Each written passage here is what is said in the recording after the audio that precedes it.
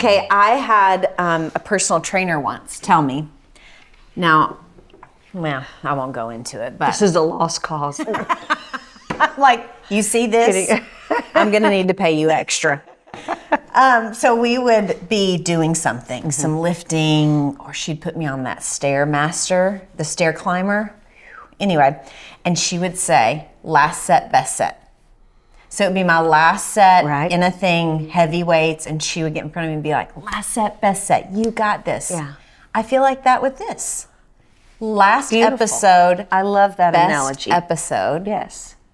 We've got this. Yeah. It's going to be amazing. It is. I am sad that it's almost over. I know. Yeah. Me too. I know. We've laughed a lot. Please don't spill my... Last episode.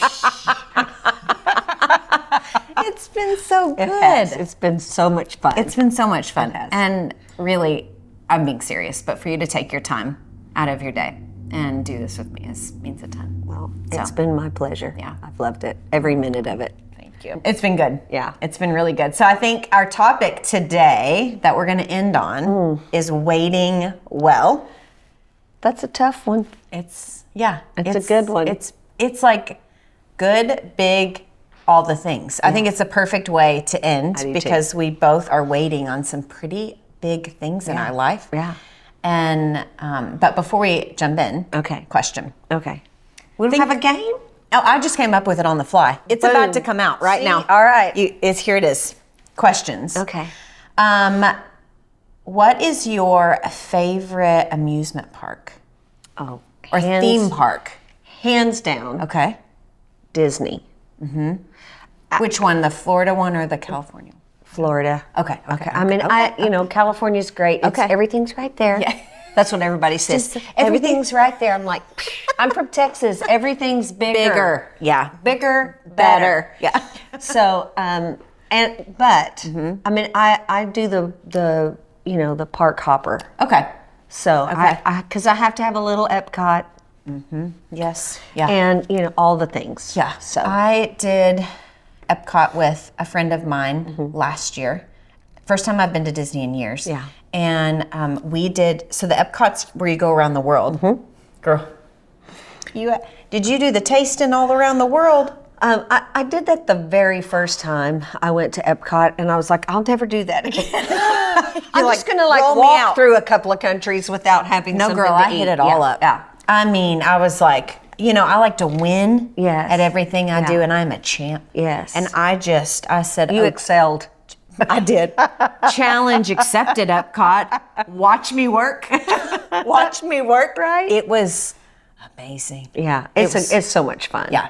I am not a huge theme park fan in general. Yeah. I don't know that I even have an answer to that. Other than I had a great time at Epcot. Yeah. But are you a roller coaster rider? I love roller coasters. Okay. But I had like a health incident when I had my child, when I had Windsor, and I can't get on them and without getting like really motion sick. Okay. But I'll do it anyway because I love them so much. You're like, and then I have to like lay in the grass for. Just get me to terra firma for a minute and I'll be okay. Grounding. Yes. Yeah. I love roller coasters. As I've gotten older, I can do these, but these, I'm with you. Yeah. I'm like sick for the rest of the day. Virtual rides, oh my gosh. Yeah. It's like, no. Take me back to the olden days. Except for the Avatar ride. I don't think I've done that one. It's amazing. Okay. Amazing. Okay. The best ride ever. Yeah. I mean, you feel like you are flying. Yes. Okay. Wind through your hair. The Smell, smells. all the things. Yeah. Soaring does smells. Yeah. Okay, so you know that the nervous pit in your stomach? Yes. Do you get the nervous pit like as you're standing in line about to get on the ride and you're buckling in, and you're like, and you're going up the clicks, or is it the biggest nervous that you get is when you're like going down? I love the drop. You love the drop. I love the drop. Okay. Yeah. Did you know that one time I peed my pants in line? Okay, you think we know each other too well for you to I did. You think we're that close? So are we. Well, And all of these people. I did.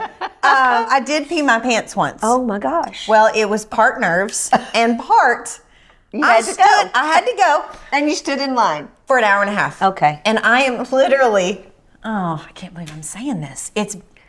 Here we are. So I was probably, gonna go into detail now? Yeah, old enough to know better. And I'm standing up there, like you get in the chutes? Yeah. Like I was that close. Okay. You're a Texan if you say shoot. Because that's Chin- like the cattle. That's what they call Yes, it. get them in the chutes, Get them in girl. the chute. Get them in the Yeah, chutes. so you really are I was in the Texan. chute. Okay. And I had to go. And I tried. Not to go. And then I had to ride the ride with pee pants. Oh, shoot. Sorry, Six Flags. Shoot, I did that. That's awful. And I just shared it with all of you. I'm sorry that happened to you. It's okay. It's the hazards that you run into when you wait. I did not wait well. You didn't wait at all. Okay. I did not wait well. Did not wait. I just went. Sometimes we wait well. Yeah. And sometimes we don't. Yeah. And Did you plan to tell that story? I with didn't. this? I didn't. And look at the correlation. I know. The parallels. It's amazing. It's the thing is once you get me talking, it just all It can't stop. Oh my Lord. I'm sorry. Okay. Oh goodness. Okay. I hate that for you. Mm-hmm. I won't go into any more detail, but it was. Listen, if you've ever peed a ride, put it in the comments. Have you ever peed? I'm just saying. Oh my gosh. I know there's got to be other people out there that somebody was out in the there. chutes. Just play like you did to make her feel better. Just somebody say something. Just please, someone bring her comfort in the comments. Right. Oh my gosh. goodness. Okay. But serious, waiting well. Yeah. I think we probably spend most of our life waiting Yeah. for the 10-second drop. Yeah. That's the thrill of a lifetime. Yeah. And then we get back on the waiting wagon. Yeah.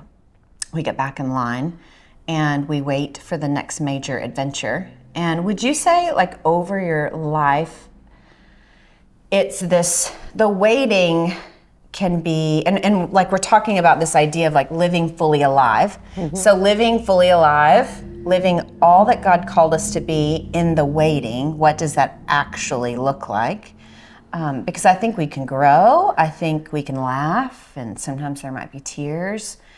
And it's hard sometimes to keep moving forward. Mm-hmm. And we talked earlier about being present. Mm-hmm. When you've been waiting a long time. Yeah. It can be hard. Yeah, I think I've only had one child, but you wait for 9 months, mm-hmm. and you're waiting for that baby to come, and the hardest part of the pregnancy is the transition between the waiting and the delivery. Yeah, and so often in our lives, we kind of go from one transition. Yeah. To another transition, yes. And I think so often we've talked about expectations all through this podcast, but you're expecting something to happen, something to be birthed, mm-hmm. and very often you think it's going to be one way, mm-hmm. and then it's actually another way. Yeah. And really, to me, and this has kind of been my modus operandi mm-hmm. my whole life, is just trusting. That's really the best way to wait well, is to trust the Lord. Mm-hmm. And every day is a new day, mm-hmm. and it's served up with fresh mercy, fresh grace. Yeah. So if you trust Him for that day, mm-hmm. If you can wait well through a 24-hour period, you get some new mercy and grace the next day. The next one, you get a new serving mm-hmm. of mercy and grace. And I know we're, like you mentioned earlier, we're both on a journey of waiting right now. I started a journey 10 years ago. 10 years ago. I mean, I think too often we breeze by numbers because we're waiting for the like, well, give me the good part. Right. 10 years. Yeah. So 10 years you've been waiting for this. Well, I started. And still waiting. Yeah, started the journey 10 years ago. And had I known then that I would be at this point 10 years later, I might not have ever started the journey. Wow. And I think now in this season of my life, this may be all of the, things that I've gone through in my life, all of the things I've learned and my experiences may have set me up for this thing in my life.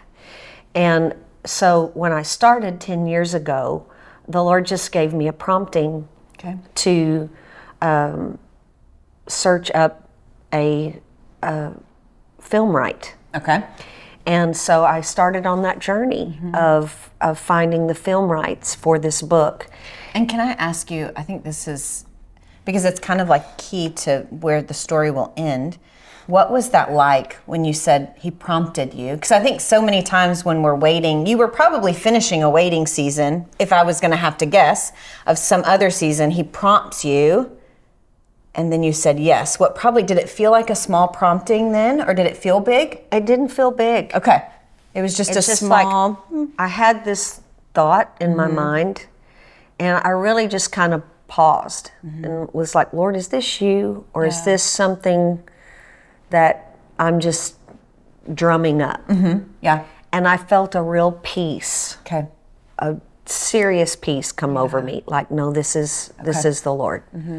And that's been really one of the litmus tests in my life of when the Lord kind of directs me towards something. If I have peace about it, then I feel like, okay, I can take the next step. If I don't have peace, I stop. Yeah. And that is true. I've seen that in your life. Yeah. So, I just felt like the Lord said, yes, pursue that. And he said, this is going to be an easy journey. Now, it's been 10 years. Oh, okay. But it's been very easy. Okay. It hasn't been tumultuous. I haven't, strive and prayer and tears and travailing. Wailing and travailing. That's another church Unction. term. Did you have an unction that made you wail and travail? So, but I didn't have that. I just had this peace that the Lord said, I'm in this. Yeah. So I would take the next step and now it took me 2 years to get started writing the screenplay for this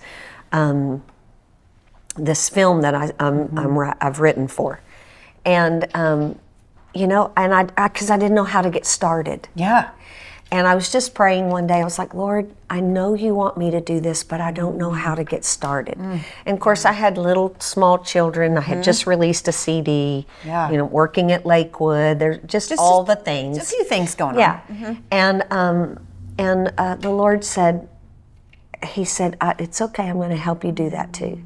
And I had been at Carnegie Hall with some friends performing for a Christmas concert, and they decided that they were going to come to Texas to visit me.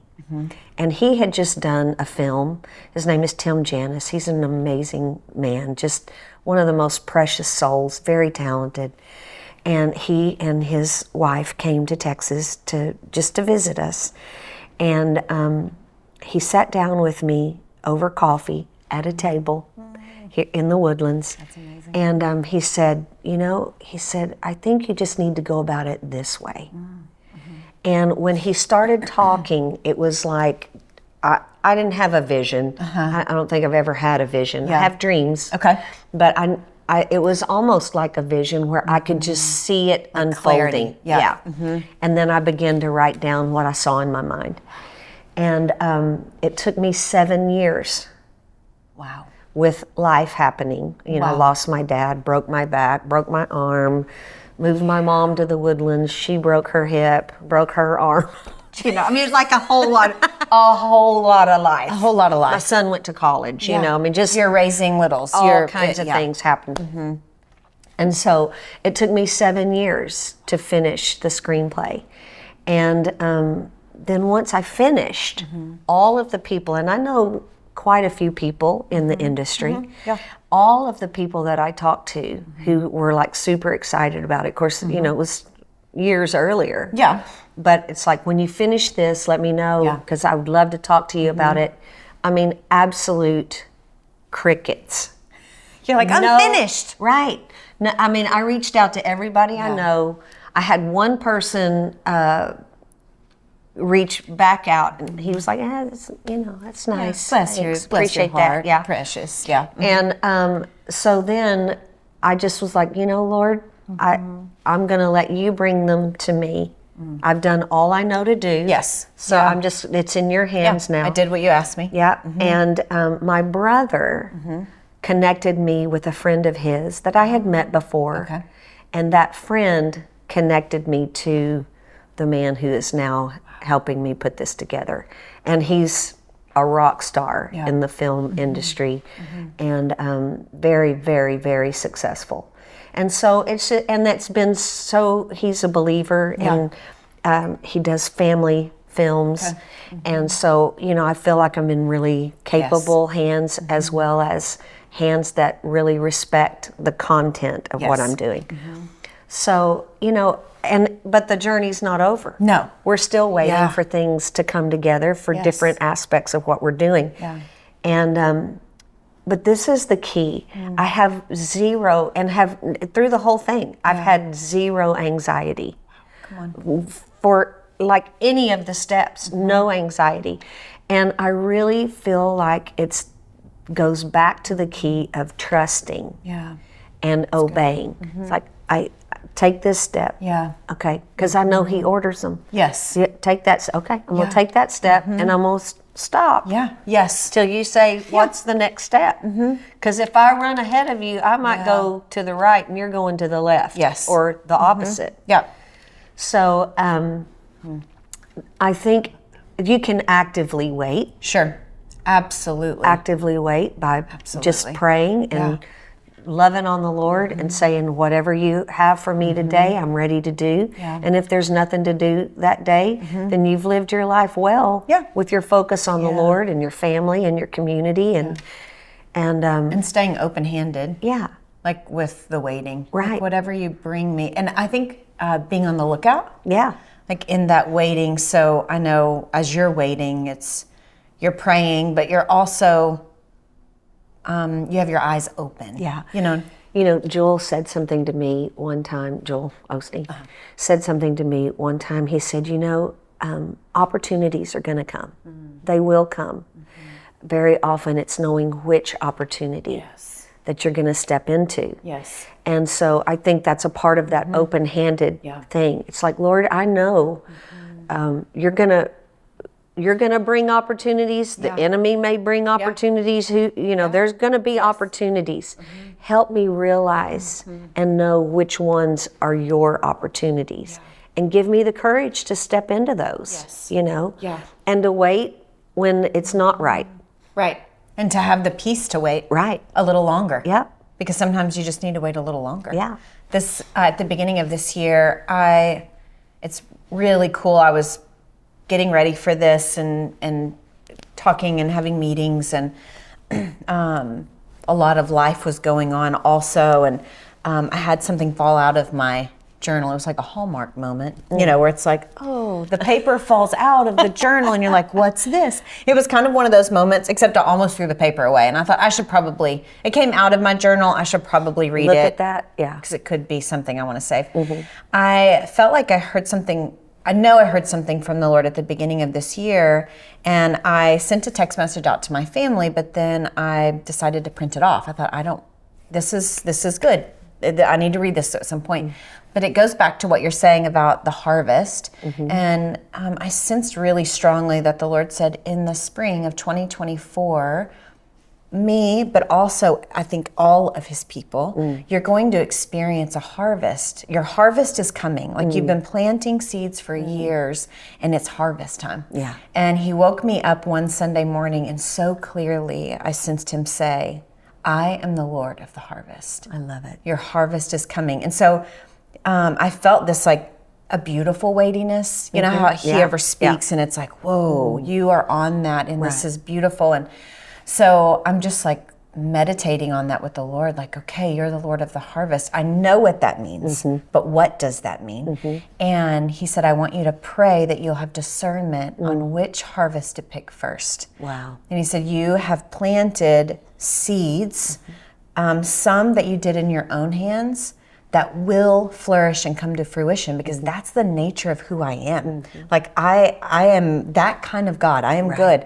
And some of those seeds that come to fruition, I don't want you to pick them first, because I want you to pick the seed that I have brought to fruition. And when you do, if you pick your seed first, your fruit first, the saying, like, it'll die on the vine, like the other will die behind it. And so it's this knowing. I love what you said. It reminded me of that, of living open-handed, which opportunity to say yes to, because sometimes in the waiting, saying no is the best thing that you could do for yourself. Right. And it's also the hardest thing that you could do. Because you're wanting to progress. You're wanting to move forward. Yeah. So when you say no, you feel like you're stopping or moving backwards. Yes. When actually you're really preparing yourself for what's coming. Yes. I am in a similar place of waiting. And I feel like the past probably 20-ish years, I've been in full-time ministry. And about a year ago, so clearly, and I heard the Lord say, and then I had several people confirm it, and then I had wise counsel that I was talking with, but I sensed the Lord say, it's time for you to step out of full-time ministry and into some things that I've called you to, that's your ministry, that I've birthed inside of you. We're going to kind of pivot for a minute. And so it was like I spent so long planting seeds in this one way, and now he's asking me to pivot, and I'm an empty nester. And so what feels like I'm starting a new field and having to wait for the seed to come, I know that it's not. I know that the 20 plus years of planting, and then the 40 plus years of my life of just being present with the Lord produces fruit all along the way, but I don't know exactly even what I'm waiting for. Yeah. And I don't know what comes after this. Yeah. I don't know what comes next, but it's this sense of, trust me as your resource. Trust me. Yeah, I think the key to waiting well is finding the peace in that day. Yeah. And you have to do it one day at a time. You can't, I mean, you want to look forward, because we all want to move forward and prepare for the future. Absolutely. But you have to live in the now and have peace in the moment. And the beauty of our Lord is that he promises that to us every day. If we just surrender to him, he gives us the peace for that day. And if you find yourself walking in anxiety and worried about what's coming up, you're really not. It really is a show of not trusting the Lord with your future. And I mean, I have found myself in many seasons of my life when I didn't know what was going to happen to me, and I had to be in that place of just, okay, I'm going to take a breath. I'm just going to relax, get rid of the anxiousness. And allow him to speak to me, and listen. If you're moving and trying to make it happen, you can't hear. So you have to quiet yourself. So you can hear the still small voice of the Lord, you know? I think I was thinking about times in my life that I've waited through hard times. So like John, my husband, lost his job very unexpectedly 2 years ago. And we had reached a place in our finances that we were living off of a very well paycheck. And we had savings, but not to match our living. And one day it was over. And we had just dropped our daughter off at college at a private school. And I literally get home off the airplane, and he calls and says, it's over. And I remember that weeping, terrified and, and sad and shocked and all of those things. But that year of waiting, not knowing what was next, God provided, as he always does, above and beyond what we could have ever thought or imagined. And it really, that waiting moment set us up for where we are today. Yeah. Like it shifted the trajectory of our life in such a way that I would say without that moment of waiting, I don't know that I would be here. And in that waiting well, are we willing to wait through moments that are hard, knowing that God is so good? You have to. He's so good. Yeah, you have to choose to wait through the moments that are hard. Yeah. Because very often the hard moments are really what do the shaping. Yes. It's hard. It's, when everything's great. Yeah. You don't get that. I mean, you're purified through the fire, sadly. Yes. Yes. I mean, and iron sharpens iron. Right. All of the sadly. things. Yeah. So you don't get the deep work. Yeah. When you're on the so mountaintop. true. It's like, oh, everything's great and I'm happy and everything's shiny and new and whatever. Yes. It's just, that's not where the deep work happens. And it happens in the hard places, in the deep places. Yeah. It's like waiting in line for an hour and a half to ride a roller coaster, but you don't pee on yourself. Hopefully not. Hopefully not. But it's like we're willing to wait in line for an hour and a half for a 15-second ride, but why aren't we willing to wait a few years to change the course of our history, of our life? Right. And oftentimes when I look back and think, hindsight's always 20/20, right? And it's like, okay, looking back on my life and all the different seasons of waiting, what is something that I can take out of that's a non-negotiable, that it's like, oh man, this is what I did in that moment that I will do again and again and again. Like I saw God show up in this way and he taught me this. I think I heard you say trust. I remember when John lost his job, I had a friend of mine and we had friends praying for us and just community surrounded us. It was beautiful. And she said, Natalie, I see you, like I've been praying for you and I just see you sitting like crisscross applesauce and it's in this like place of gray. But in this place of gray, God's going to give you this beautiful gift if you'll just wait a little longer. And my response was, well, I don't like the gray. I like black or white. I'm either in or out. We're either going or we're not. Like I don't like the gray. And it was like the Lord was like, yeah, but you gotta sit there a minute. Sit there a minute, and I'm going to teach you something, and I'm going to give you something beautiful. And it was, I think the reason that is because if it's black or white, we can figure it out. We can figure it out. Yes. And if it's not, spelled out for us, then we have to wait and allow him to show us. Yes. So true. Because I had nothing. Yeah. Money or otherwise. I had no direction. We didn't know what was next. Right. And so I just had to wait with him. And I think it's change. I think, it says wait on the Lord, he shall renew your strength. And we do that. But there's also it's waiting with him. It's not waiting on him one day to show up. It's waiting with him in the middle of the gray. Yeah. When he leads us and he guides us. And my takeaway was, for me, in all of the years of waiting, and so now I'm going to preach back to the choir. I'm going to go back and watch this. I'll be like, this is what you need to do. Is allow my gaze to get narrow and stay just on him. So currently I'm standing in a new season of my life and I don't know what's next. Right. Honestly. Right. I don't know where I'm going to live. I don't know what I'm going to do. I don't know anything. Yeah. I know nothing. Yeah. I know I have an amazing husband and I have an amazing friends and community and an amazing family and an amazing God. The beauty of that scripture you just quoted is that when we wait on him, he renews our strength. Yeah.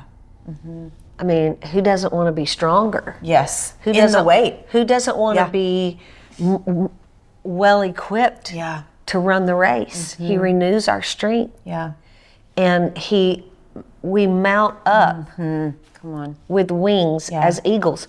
And we all know how eagles fly. They catch those solar, whatever they're called, and they don't even fly. They don't put out effort. They don't put out effort. It just takes them up and up and up, and then they soar.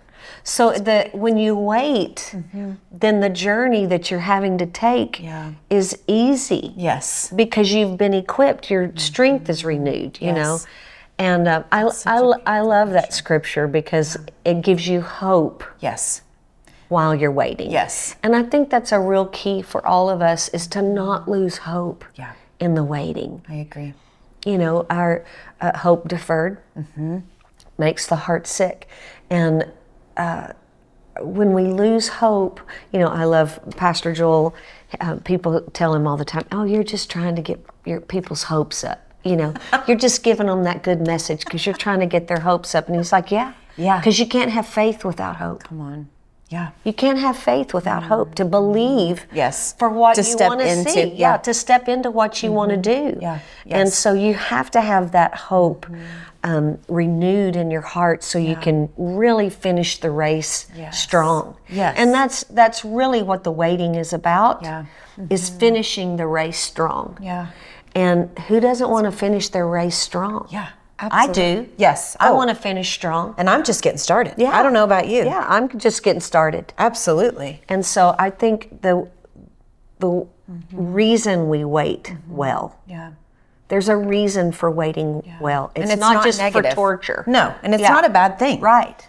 Although it feels sometimes feels like torture. Like torture. Yeah. But it's actually good for us. Yeah. And beneficial. Yeah. And I think it's when we allow that for our gaze to get solely on Him, and as we allow Him to renew our strength, it's kind of coming out on the other end and your horizons get to broaden again. Right. It's kind of like the waiting forces you to get your eyes right. Right. And then it's that like soaring where you just fly above Yeah. and you get to soar into all that He's called you to be. You know, thinking back to what you said about your trainer, it's like, you know, when you get to the gym the first time, on your journey to get healthy and fit, you don't show up healthy and fit. No. You got to have the resistance. You got to have the time and the effort to get to the fit part. Yes. You know? And so often in the world we live in where everything's so instant gratification. Yes. And people don't wait well. They don't want to wait for anything. Yeah. They don't want to wait for the red light. They're honking their horn behind you. It's a true story. The light turns green and somebody's honking. It's like, and if you live in Houston, God love us all. Right. Help us, Jesus. You're just now getting to know that. She called me on the way here. She was like, what is this traffic? I said, welcome to the city, country mouse. I'm like, we don't got this traffic where I'm from. Oh my gosh. Right. I'm like, listen, we need to give all of Houston this episode. Right. Be like, y'all need to learn how to wait well. True story? Yeah. What were you saying? True. What was my? I'm sorry, I butted in. No, I have a true story. Yeah, you said true story. No? Maybe were you just saying that to my story? I was saying that to your story. Oh, true story. True. Oh my gosh. Okay, so This is the 6th episode. Okay, so let's like make a pact. Okay. Pinky promise. I don't know what I'm pinky promising yet. You went in quick, girl. You were like, yes. I was like, I trust you. Wait, I don't know what it is. That's how much I trust you. No, same. Okay. All right.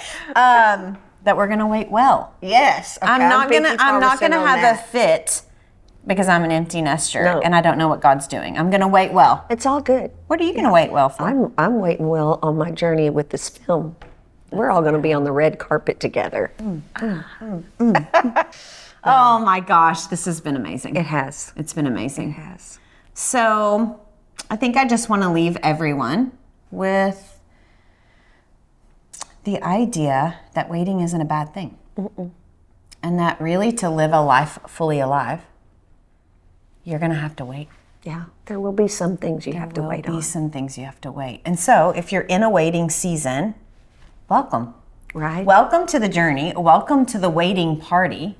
And what I know is your waiting is going to produce something in you and through you and on the other side that is going to change the people around you. Yeah. Because you're fearfully and wonderfully made. Right. And He's got a plan for your life. And waiting sometimes is just part of the journey. Yeah.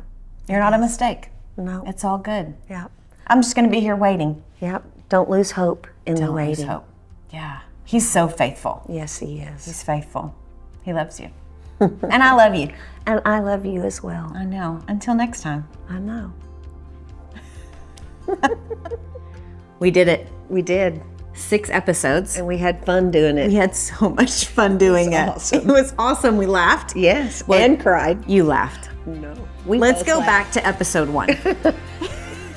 I lost it. Do you remember? I can't, I won't be able to forget. Unction. Unction. We Yes. laughed. Yes, we did. We both cried. We did. And it was heartfelt. That was not for show. No. When you cried, I almost cried. Well, it happens that way. Yeah. I had some epiphanies. I had some revelations. Me I had a too. few moments that I'm like, oh, I've heard that a million times, but it hit me different. I love it. It was so good. Thank you. Oh, it's my pleasure. Oh, it was amazing.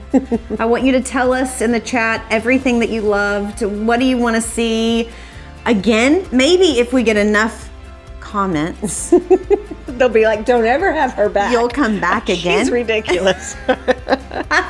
Oh, it was amazing. Thank you. This one right here. So I love that we ended on this topic though of waiting well. Yeah. Because it's the season of life I'm in. I know it's the season of life you're in. For sure. We're just waiting. Yeah. In a really great way. We're waiting. Yeah. So I think it was perfect. And I think that this topic applies to us all. So either you're waiting in line for the ride of your life, or you're buckled up and experiencing the thrill of a lifetime. In a world that is often puts value on speed and instant gratification, learning to wait is a valuable skill. So remember, waiting doesn't have to be passive. It can be a time of growth, reflection, strengthening your faith, laughter. So I want to encourage you with this as you navigate different seasons of waiting. Let's keep our focus on the source of all of the resources. He is our hope and the one person that we can put our trust in. So good. So whether you're waiting for today, a job opportunity, a new chapter in your life, or simply waiting in line at the grocery store, hello. I pray that you have peace and strength, and tell us in the chat, leave a comment of what you're waiting for. And remember, subscribe, share. Now, you and I are gonna go take a nap. Yes. I'm not gonna reheat more coffee. No. Tap me out. Tap out. We're done. We're done. Love you. I love you too.